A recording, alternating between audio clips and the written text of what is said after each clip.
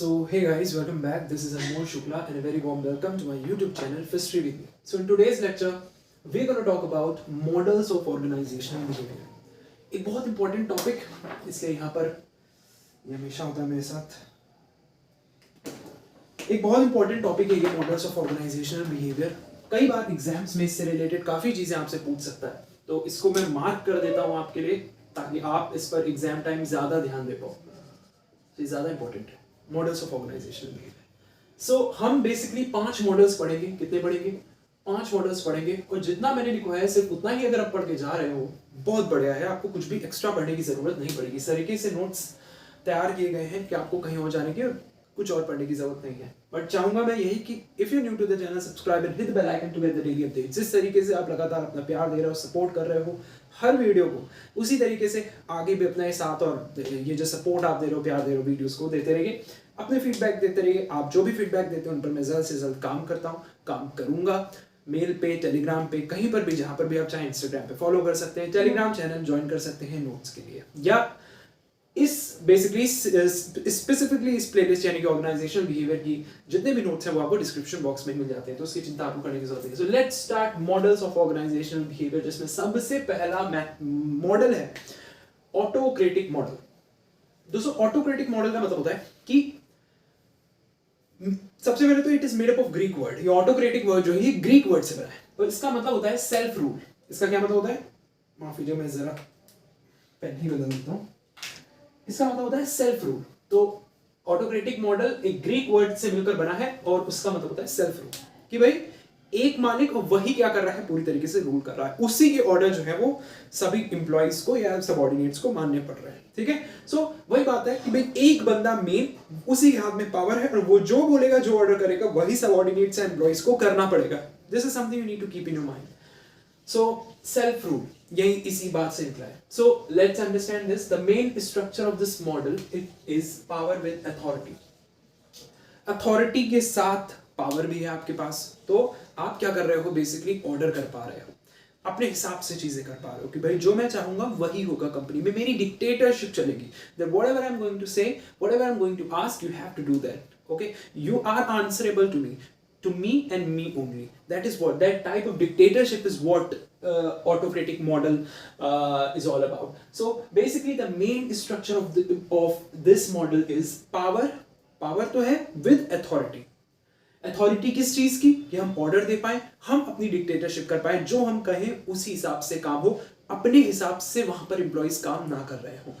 एक अथॉरिटी है, वही जो भी उसके पास पावर है, वही जो है काम करवा रही है.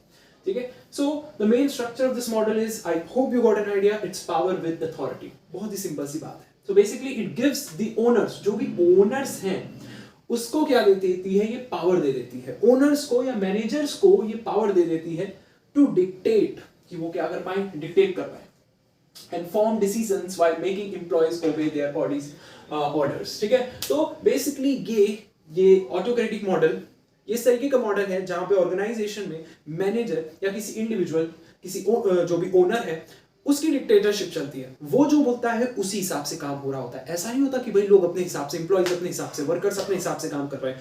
व्हाटएवर जो भी वो बोलेगा ओनर, जो भी वो मैनेजर मिलेगा, जिनको पावर मिली है, अथॉरिटी मिली है, उनके हिसाब से ही काम होगा. सो once again I am repeating, it gives the owner and managers the power कि वो डिक्टेट कर पाए, अपना राज चला पाए, अपने हिसाब से काम करवा पाए. ठीक है. उनके ऑर्डर के हिसाब से काम हो, उनकी डिक्टेटरशिप के हिसाब से काम हो, उनको लोग ओबीडियंट करें. ठीक है. उनके प्रति लोग ओबीडियंट हो, और फिर उसी हिसाब से वो डिसीजंस फॉर्म करें while making the employees obey their orders. ठीक है. तो इस तरीके से उनको पावर मिली है कि भाई वो अपने ऑर्डर्स को ओबे करवा सकते हैं. किससे? एम्प्लॉइज से. सो नेक्स्ट पॉइंट देखो, अगर नहीं समझ में आया पहले पॉइंट से, दूसरे पॉइंट में पढ़ के आपको समझ में आ जाएगा. दूसरा पॉइंट क्या कहता है? The model asserts that employees need to be instructed and motivated to perform while managers do all the thinking. यहां पर कहने का क्या मतलब है कि जो मेन पार्ट है, जो थिंकिंग का पार्ट है, सोचने का काम है, वो किसका है? मैनेजर्स का है या ओनर्स का है. सो ये मॉडल हमें कहता क्या है कि जो एम्प्लॉइज हैं, they need to be instructed and motivated to perform. Employees को हमें क्या करना है, सिर्फ इंस्ट्रक्ट करना है, उनको ऑर्डर करना है, उनको मोटिवेट करना है कि वो काम करें।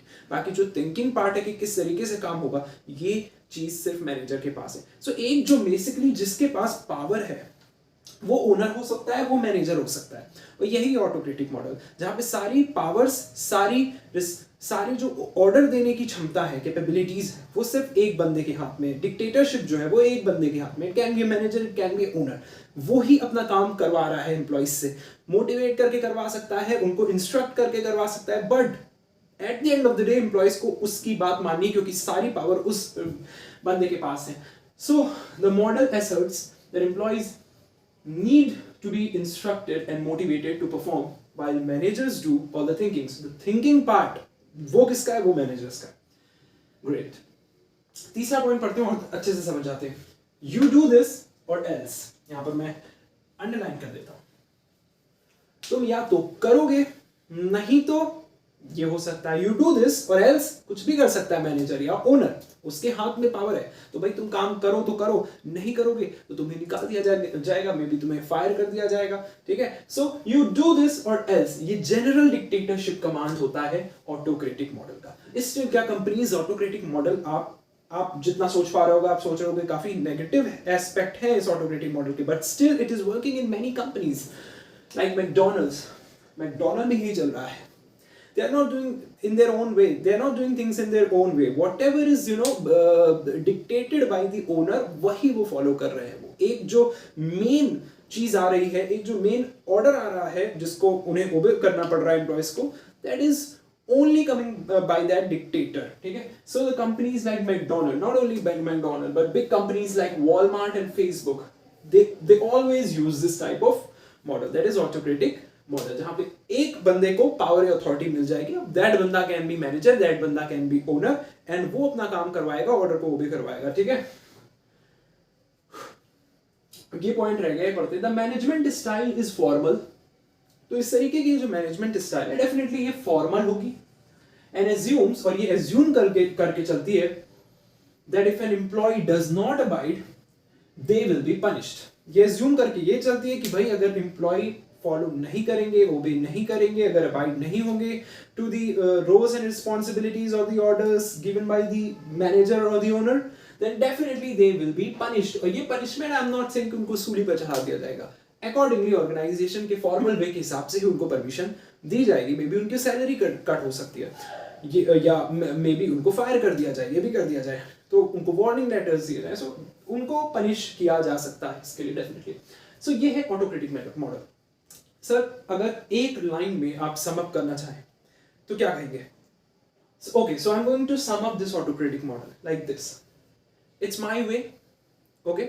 सो व्हाटएवर तुम जो करोगे, मतलब सब तुम्हारे हिसाब से होना चाहिए। सम अप में मैं ये बोलना चाहूंगा कि इट्स माय वे और it's the highway, it's my way और इट्स द हाईवे। तो सम अप में यहां पे मैं लिख देता हूं इट्स माय वे और इट्स हाईवे, कि या तो मेरे हिसाब से होगा इट्स माय वे और इट्स हाईवे, यानी कि मैं अब क्या कर दूंगा, अगर मेरे हिसाब से नहीं होगा तो I will punish you, okay.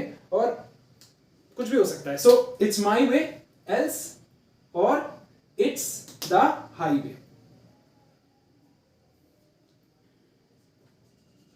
आज मार्कर बहुत दिक्कत कर रहे हैं, इरिटेट कर रहे हैं। सो इट्स माय वे और इट्स द हाईवे, ये एक जनरल जो है एक बेसिक चीज आपको ऑटोक्रेटिक मॉडल के बारे में बता देती है कि भाई मेरे हिसाब से काम होगा तो होगा, नहीं तो इट्स द हाईवे, ठीक है। वो हाईवे में क्या होगा, आपको निकाला जा सकता है, आपकी सैलरी कट हो सकती है, व्हाटएवर, ठीक है। तो ये है autocratic model. I hope you got it, it's my way और it's the highway.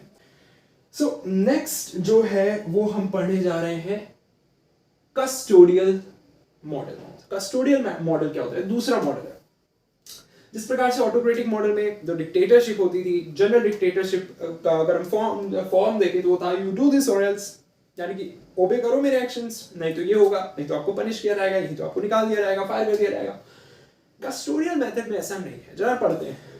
This approach focuses on improving employee satisfaction through rewards, security which many companies are not offering. So ये approach जो custodial method है, इसमें कहा जाता है कि भाई ऐसा नहीं करो कि भाई तुम्हें एक अथॉरिटी दे दी गई ऑटोक्रेटिक मॉडल की जगह, तुम अपने एक्शंस को ओबे करवाओ, नहीं। यहां पर ये अप्रोच जो है ज्यादा फोकस इस बात पे करता है कि भाई जो एम्प्लॉय है उसकी सेटिस्फैक्शन को इंप्रूव हम करेंगे इंप्रूव, क्योंकि इस मॉडल के हिसाब से अगर एम्प्लॉय सेटिस्फाइड रहेगा तो वो इफिशिएंटली वर्क कर पाएगा वर्कफोर्स एनवायरनमेंट में, क्योंकि वो मोटिवेटेड है, वो सेटिस्फाइड है। ओके, अब वो सेटिस्फाइड है in the terms of employee satisfaction कैसे उसे मिलेगा, या तो उसे रिवॉर्ड दिए जाए, है ना, इंसेंटिव्स के फॉर्म में, कूपन्स के फॉर्म में, मे बी ट्रिप्स के फॉर्म में, या तो उसे रिवॉर्ड दिए जाए, उसको सिक्योरिटी दी जाए कि तुम सिक्योर्ड हो, तो उसको उसके पीएफ कट हो रहे हो, उसके डिफरेंट मे बी कंपनी कई बार शेयर्स भी देती है तो वो सिक्योर भी है।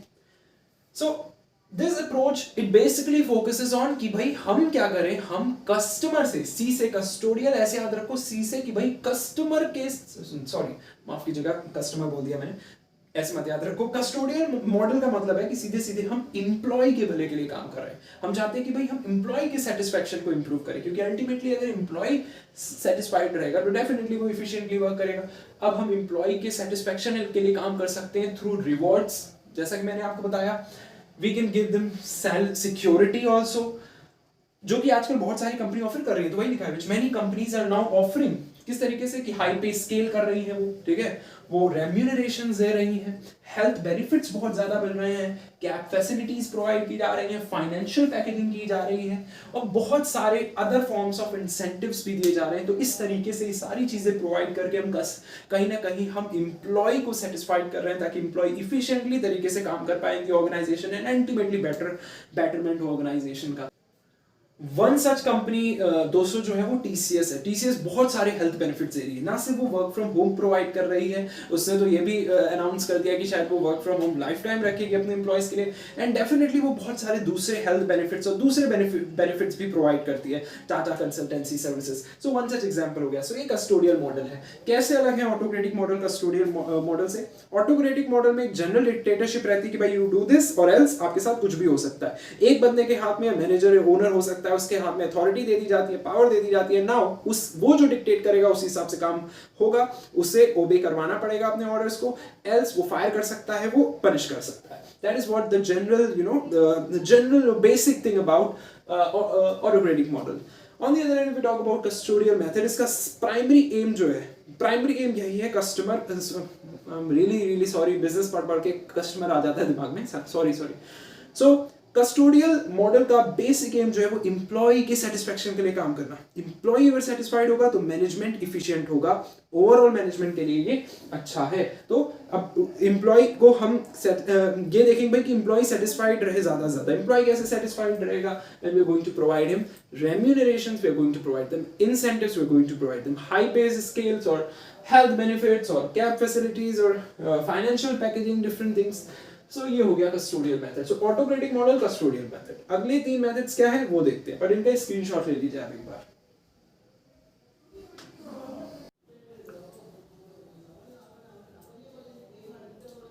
Okay, so let's move on to the third model. Third model का नाम क्या है? Supportive model. अब आप सोचोगे कि भाई ये थर्ड और सेकंड जो है काइंड ऑफ सिमिलर लग रहे थे, तो या काइंड ऑफ सिमिलर है, बट ये मॉडल एम्फसाइज करता है ज्यादातर कौन? सपोर्ट। कि भाई बैक ऑफ द माइंड में ये चीज है कि भाई हमारे बैक में जो हमारे मैनेजर्स हैं वो हमारे साथ हैं, कुछ गलत करेंगे तो देखो ना सपोर्ट अस। सपोर्टिव मॉडल की भाई सपोर्ट प्रोवाइड करो, ऐसे सपोर्ट रखो तुम एम्प्लॉय के साथ, इंस्ट्रक्ट करो टाइम टू टाइम, उसे फीडबैक दो, तुम हो पीछे, ये उसे लगना चाहिए कि हाँ सपोर्ट है मेरे पास, ठीक है। सो सपोर्टिव मॉडल सपोर्ट पर बहुत ज्यादा एम्फसाइज करता है। अच्छा, सेकंड मॉडल तो सेटिस्फैक्शन पर बात करता था कि भाई उनको कुछ एक्स्ट्रा चीजें दो, उनको इंसेंटिव्स दो, मे बी उनको रिवॉर्ड्स दो, रेम्यूनरेशन दो, ट्रिप्स दो, कैप फैसिलिटी दो, इस तरह की फैसिलिटीज दो। क्यों? क्योंकि वो उनको सेटिस्फाई करना चाहते थे। यहां पर साइकोलॉजिकली उनको ये लगे कि भाई हाँ सपोर्ट है, ठीक है। So this model forms a closer connection, कि एक रिलेशनशिप तैयार हो जाए between the employee and the employer. ये मॉडल कुछ ऐसा है। So basically this model forms a closer connection, that's why I said relationship, ठीक है। एक फॉर्मल रिलेशनशिप हो, बट इवन देन एक ऐसा मन में एक चीज रहे, दिमाग में एक चीज रहे कि भाई मैं गलत करूंगा तो मुझे बताने के लिए कोई है, मेरा मैनेजर मुझे बताएगा। So this model forms a closer connection between the managers and employees. Managers और एम्प्लॉइज के बीच में क्लोजर कनेक्शन रहे। एम्प्लॉयज, जैसा कि मैंने आपको बताया कि employees will feel support from their managers, जिससे कि जब उनके दिमाग में ये रहेगा कि भाई हाँ मेरे पास सपोर्ट है, so that will lead to better performance, वो अच्छी तरीके से काम करेगा, ठीक है, वो एंजाइटी में नहीं आ जाएगा कुछ गड़बड़ कर दी तो, ठीक है, नहीं तो वो एंजाइटी में आ जाएगा। अभी उसके अंदर एंजाइटी नहीं है क्योंकि उसे पता है कि भाई मैनेजर उसे कंस्ट्रक्टिव फीडबैक देने वाला है, उसका सपोर्ट करने वाला है, so there is no space for any control. यहाँ पर पहले वाले ऑटोक्रेटिक मॉडल की तरह कि भाई कंट्रोल, डिक्टेटरशिप, जो मैं कहूंगा वो करना पड़ेगा, ऑर्डर ओबे करना पड़ेगा, so that kind of power और अथॉरिटेटिव पावर, कंट्रोल, इस मॉडल में उसकी जगह नहीं है। There is no space for any control और authoritative power in this model. Support की बात बस इसमें एम्फसाइज किया कि सपोर्ट की तरह काम करना है मैनेजर को, और एम्प्लॉय को फील होना चाहिए कि भाई भाई हाँ उसके सपोर्ट में कोई है। So it is simply based on motivating staff. So kind of यहाँ पर भी हम स्टाफ को मोटिवेट कर रहे हैं, बट कैसे कर रहे हैं? Through the establishment of manager and employee relationship, कि भाई हम मोटिवेट तो कर रहे हैं स्टाफ को, बट मेन जो फंडा है हमारा वो ये है कि हम मोटिवेट करेंगे स्टाफ को, बट कैसे? मैनेजर और एम्प्लॉय की एक क्लोजर रिलेशनशिप बना के, ठीक है, एक रिलेशनशिप बन जाए कि भाई कैसी रिलेशनशिप जिसमें मैनेजर या कोई भी लीडर ये हमेशा एज ए सपोर्ट खड़ा रहे एम्प्लॉय के लिए, उनको गाइड, उनको इंस्ट्रक्ट और उनको कंस्ट्रक्टिव फीडबैक दे पॉजिटिव तरीके से। सो जब इस तरीके की क्लोजर रिलेशनशिप बिटवीन एम्प्लॉयर और एम्प्लॉय, मैनेजर और एम्प्लॉय रहेगी, तो वहां पर एक पॉजिटिव वर्क एनवायरनमेंट क्रिएट होगा which ultimately leads to efficient work in the organization. So creating a positive workforce environment where employees are encouraged, they are encouraged for what? Encouraged to share their ideas। जब उनको लगेगा कि भाई एक अच्छी relationship है तो वो बोल पाएंगे, वो कम्युनिकेट कर पाएंगे। Remember, communication is not all about speaking, it's about listening also, to listen attentively, that is also important, and that is important in organization and in life। तो अपनी जिंदगी में भी हमें क्या करना चाहिए कि हम बोलते ही ना रहे, it should be like that कि we are also listening to other person। If you're listening to other person, it will create a genuine relation between you and that particular person. It can be a relation of friendship, it can be a relationship of anything like romantic relationship or anything like that, but you have to listen attentively to the other person. So creating a positive workforce environment where employees are encouraged to share their ideas is something that this model emphasizes, and I hope you got an idea about supportive model also। autocratic model जहाँ पर एक बंदे के पास power या वो dictatorship रखेगा कि भाई जो वो कहेगा वो एक्शन उसे उन्हें एम्प्लॉयज को ओबे करना पड़ेगा, नहीं तो वो पनिश करेगा। फिर हमने पढ़ा फिर दूसरा मॉडल में कौन सा पढ़ा? सपोर्टिव। दूसरा हमने पढ़ा कस्टोडियल मॉडल, जिसमें हमने कहा कि एम्प्लॉय को सेटिस्फाइड रखें, किस तरीके से उनको रेम्यूनरेशन, उनको डिफरेंट इंसेंटिव्स, उनको रिवॉर्ड, ये सब प्रोवाइड करके। तीसरा है सपोर्टिव मॉडल कि भाई सपोर्ट एम्प्लॉय के दिमाग में, एम्प्लॉय को फील हो जाना चाहिए कि भाई मैनेजर जो है वो हमेशा मेरी हेल्प करता है, इंस्ट्रक्टिव फीडबैक देता है, मुझे डांटता नहीं है, इंस्ट्रक्ट करता है, फीडबैक देता है, पॉजिटिवली फीडबैक देता है और वो सपोर्ट में मेरे खड़ा है। तो इस तरीके का सपोर्ट किसमें देखने को मिलता है? इस मॉडल में, सपोर्टिव मॉडल में, जिससे कि पॉजिटिव वर्कफोर्स एनवायरनमेंट क्रिएट होता है। Let's talk about the fourth and the fifth model. The fourth model is collegial model। What is this collegial model? This model is more focused on teamwork। So collegial model का मतलब है, collegial model का मतलब है कि भाई हम साथ ही हाथ बढ़ाना, एक अकेला थक जाएगा, मिलकर बोझ उठाना। So that is what collegial model is। ठीक है, collegial model को ऐसे याद रख सकते हैं हम, साथ ही हाथ बढ़ाना, यानी कि team work. So in this model, employees will depend on each other। मैं एज एम्प्लॉय दूसरे एम्प्लॉय पर डिपेंड करूंगा, क्योंकि जब हम एक साथ काम करते हैं हार्मनी में, so it will bring a better result। So definitely employees will depend on each other and they will cooperate कि भाई एक एम्प्लॉय को अगर कुछ समझ में नहीं आ रहा, so I'm going to help that particular person। ठीक है, so employee will depend on each other, they'll work together and they'll solve the corporate issues together, they'll complete the task together। So that is what something collegial model is all about। कि इस model में हम क्या भाई team work होना चाहिए, साथ में काम करें, साथ में प्रॉब्लम सॉल्व करें, साथ में रिसर्च करें, साथ में चीजें करें, एक दूसरे पर डिपेंड है। That is what collegial model is। Here the structure of an organization is developed in a way। इस मॉडल के तहत ऑर्गेनाइजेशन के स्ट्रक्चर को इस तरीके से डेवलप किया जाता है कि यहां पर कोई बॉस ना हो, देयर इज नो बॉस, या सबऑर्डिनेट्स ना हो, सारे कलीग्स हो, कि भाई चाहे वो एम्प्लॉयर हो चाहे वो एम्प्लॉय हो, एम्प्लॉयर एम्प्लॉय ना हो कि वो आपस में कलीग हो। इस तरीके के बिहेवियर को जो देखने को मिलता है, ये होता है कोलेजियल मॉडल में। सो एज ए टीम वो काम करें. So there is no boss subordinates, simply सब क्या है, कलीग्स हैं who have to work as a team. Okay, very simple. Last model जो है वो है सिस्टम मॉडल. ये अब देखो आजकल के टाइम में सबसे इमर्जिंग मॉडल है, मैंने लिखा है most emerging model of today's era. ये भाई आज की एरा का, ये आज की एरा का, आज के अगर हम दशक की बात करें तो भाई ये सबसे ज्यादा इमर्ज कर रहा है. क्यों? सिस्टम मॉडल में क्या कहा जा रहा है, इसमें बोला जाता है कि जो आजकल के एम्प्लॉयज होते थे, पहले जो एम्प्लॉयज होते थे ट्रेडिशनल के बारे में अगर हम बात करें कि भाई 90s में अगर हम देखें थोड़ा बहुत, तो क्या होता था कि भाई एम्प्लॉय इस तरीके के होते थे कि भाई 9 to 5 जॉब कर रहे हैं, ठीक है जॉब कर रही है बट जॉब से मतलब है. लेकिन आजकल लोग इस बारे में बहुत ज्यादा जागरूक हुए कि भाई काम तो हम करें बट इस तरीके का काम करें जो हमें पसंद है, और वो काम ना सिर्फ मुझे सैलरी दे बट ऑल्सो मुझे सेटिस्फैक्शन प्रोवाइड करे और मुझे एक कंफर्ट रहे. कंफर्ट इन द सेंस कि ईज रहे माइंड में कि भाई ये काम जो है ये वैल्यू भी प्रोवाइड कर रहा है मुझे. Not only I am getting money from it but it also providing some value to me. So today's employee, they are not, you know, they're totally focused on salary, they're also focused on the value part that the job is providing. So today's employee need more than salary and security from their job. They need the hours they are putting, कि भाई जो घंटे लगा रहे हैं वो 9 to 5 job करके जो अपने टाइम को वो लगा रहे हैं, प्रेशियस टाइम को toward the organization, whether is giving them some value and meaning, क्या वो उन्हें वैल्यू या मीनिंग दे रही हैं. और इसीलिए ये समझते हुए managers they always try to make the employee feel part of the project. और इसीलिए मैनेजर्स क्या करते हैं, ये हमेशा क्या करते हैं, एम्प्लॉय को किसी प्रोजेक्ट का पार्ट बना के चलते हैं. कोई प्रोजेक्ट्स डिफरेंट प्रोजेक्ट्स जॉब में आते हैं डिफरेंट प्रॉब्लम्स को सॉल्व करने के लिए. So managers they always try to make the employee feel part of the project. कैसे कर सकते हैं, उनके व्यूज जान के, उनके वो क्या कहना चाहते हैं, उनके आइडियाज उनसे ले, उनका ओपिनियन क्या है ये ले. तो ये आजकल हो रहा है. वो उन्होंने जो ब्रेनस्टॉर्मिंग की है, उनका क्या सोचना है इस पर्टिकुलर प्रॉब्लम के बारे में, सारी जब हम उनसे व्यूज लेते हैं, उनसे ओपिनियन लेते हैं, उनके आइडियाज उनसे शेयर करवाते हैं, तो वो एक पार्ट समझते हैं. वो समझते हैं कि भाई हाँ हमारी भी अहमियत है, हमारी बातों की भी अहमियत है, हमारे ओपिनियंस की भी अहमियत है जो वो दे रहे हैं. तो वो फील करने लगते हैं कि we are part of the organization, which is really very important, ठीक है, in today's era. So managers they always try, अगर अच्छा मैनेजर होगा तो वो मैनेजर हमेशा क्या करेगा, ये कोशिश करेगा कि एम्प्लॉय जो है ये फील करे कि वो पार्ट ऑफ द प्रोजेक्ट है और ये ऑर्गेनाइजेशन है.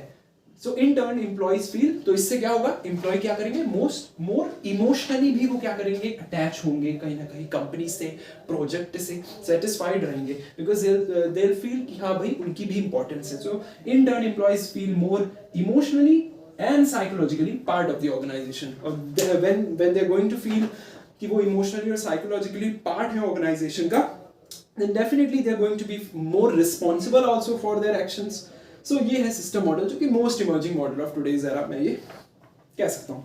So that was all about the 5 models of organizational behavior. I hope आपको वीडियो पसंद आई होगी, कमेंट करके जरूर बताएं एंड अपने बेस्ट फ्रेंड से शेयर करें, सब्सक्राइब करें, if you are new to the channel like करें as much as you can. We'll see you in the next video. Take care.